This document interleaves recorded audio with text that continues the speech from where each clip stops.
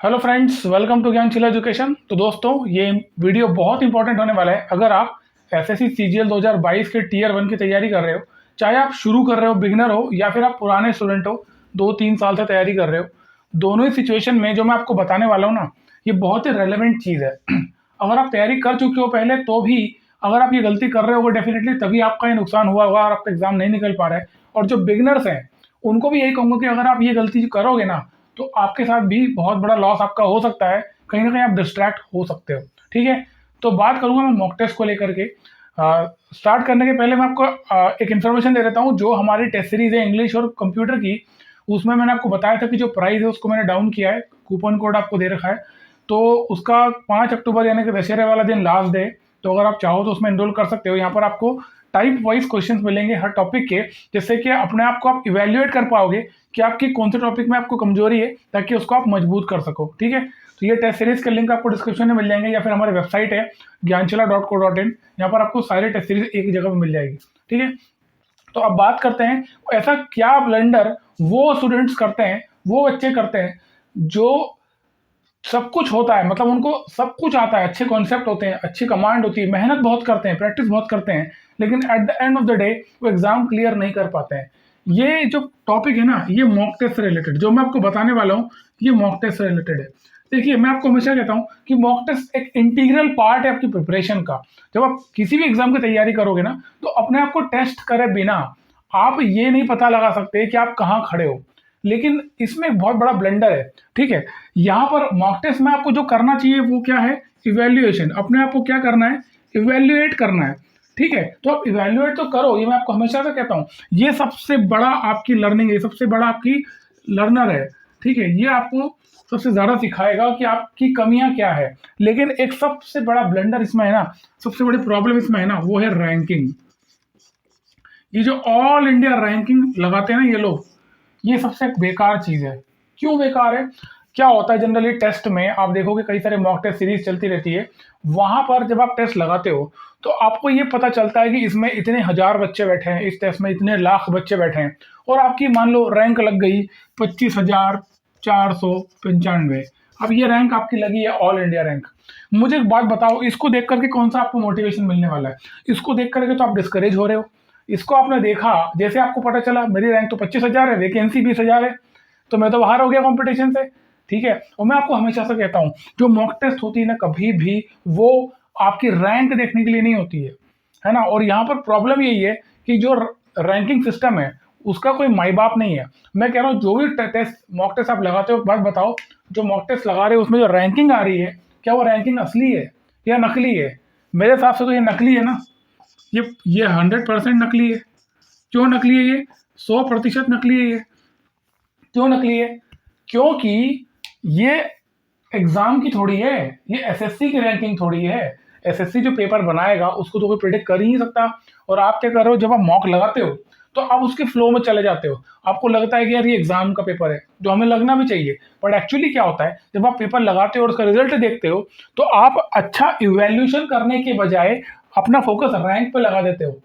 आप ये देखते हो कि मेरे नंबर कितने आ रहे हैं और बाकियों के कितने आ रहे हैं, और आप ये देखते हो कि मेरे रैंक कितनी आ रही है, और आप ये देखते हो कि टॉपर कौन है। टॉपर ने सारे क्वेश्चन सही किए, ये क्वेश्चन सही किया, उसने ये गलत किया, है ना? जनरली मुझे जहां तक बच्चों ने बताया है ना, मेरी जानकारी, मैंने तो कभी कभी खरीदी नहीं ऑनलाइन मॉक टेस्ट, बट मुझे बच्चों ने बताया कि सर ऐसा लगता है कि जो इन टेस्ट मॉक टेस्ट जो बड़े बड़े प्लेटफॉर्म्स हैं, इनके जो टॉपर्स होते हैं ना, ये सब फेक होते हैं।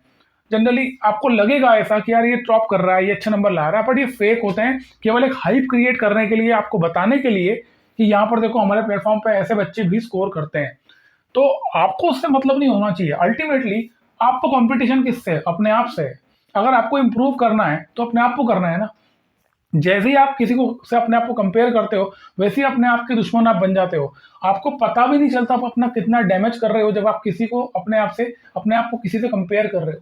कभी भी ये मत करो। और जैसे ही आप रैंकिंग सिस्टम में जाओगे, जैसे ही आप कोई मॉक टेस्ट लगा रहे हो किसी भी XYZ प्लेटफॉर्म से, तो आप जैसे रैंकिंग देखोगे ना अपनी, तो रैंक देखते ही आप कंपैरिजन स्टार्ट कर दोगे। और ये सबसे बड़ी मिस्टेक है जो आपको कोई बताएगा नहीं, और जनरली कोई बच्चे ध्यान देता भी नहीं इसके ऊपर। ये छोटी सी ऐसी चीज है जो प्रिपरेशन के दौरान हमको ध्यान रखना है। कभी भी रैंक की तरफ ध्यान मत देना। आप मॉक टेस्ट लगाओ और पहली बात तो मॉक टेस्ट के भी एक दायरा होता है।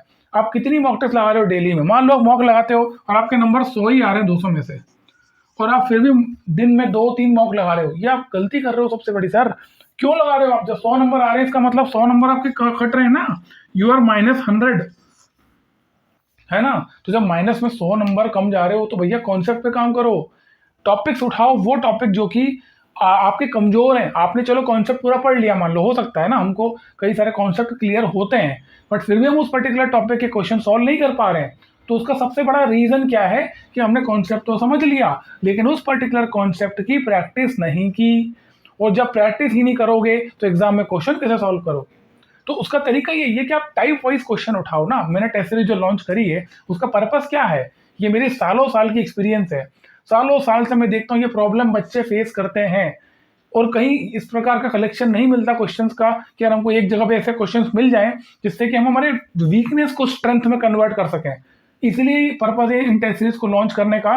और इसलिए आपको कहता हूँ कि कभी भी मॉक टेस्ट तभी लगाओ जब किसी मॉक टेस्ट में 2-3 मॉक टेस्ट में आपके 150 160 आ रहे हैं, तब आप डेली लगाओ मॉक टेस्ट। अदरवाइज आपको टाइप वाइज क्वेश्चन लगाना चाहिए। वो टॉपिक्स आइडेंटिफाई करो, ढूंढो और उनके टाइप वाइज क्वेश्चंस लगाओ।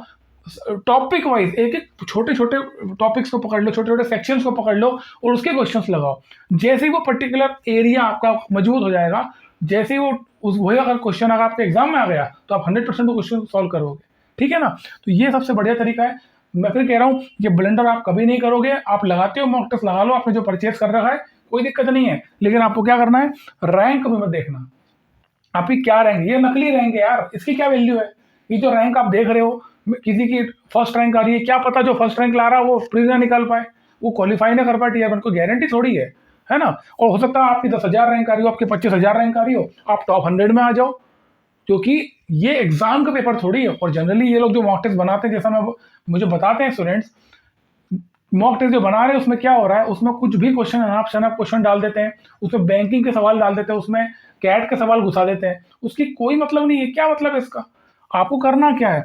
आपको ये करना है कि सबसे पहले इवेल्युएट करो अच्छे से अपने आप को। इवेल्यूएशन कर लिया, उसके बाद में फिर टाइप वाइज क्वेश्चन, सबसे इंपॉर्टेंट है टाइप वाइज। ठीक है। जैसे ही आप टाइप वाइज पे जाते हो तो आपने क्या किया, अपने पूरे सिलेबस को आपने छोटे छोटे हिस्सों में तोड़ दिया। अब एक कौन सा हिस्सा आपका कमजोर है उसी हिस्से पर फोकस करो, बाकी छोड़ दो। इसे फोकस किया, इसको स्ट्रॉन्ग किया, बस ये आपका एक एरिया मजबूत हो गया। फिर बाकी का हिस्सा देखो कौन सा है, ये पर्टिकुलर टॉपिक कमजोर है, इस पे काम करो, इसको स्ट्रॉन्ग करो, इसको अलग कर लो।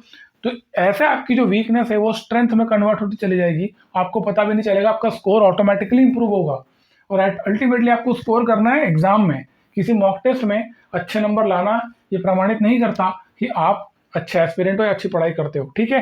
ये बहुत ही इंपॉर्टेंट चीज़ है, मैं देख रहा था बच्चे फेस करते हैं और आप लोग कहीं ना कहीं चीज़ में उलझ जाते हो यार। तुम बचाना जरूरी है।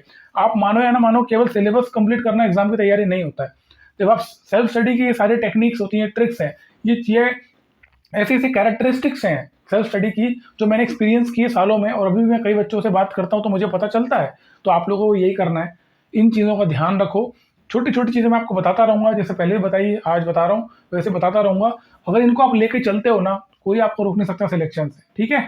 तो उम्मीद करता हूँ मेरी बात समझ में आई होगी। अब किस तरीके से आपको मॉक लगाना आपको पता चल गया होगा। मिलते हैं अगले वीडियो में। Thank you so much. जय हिंद।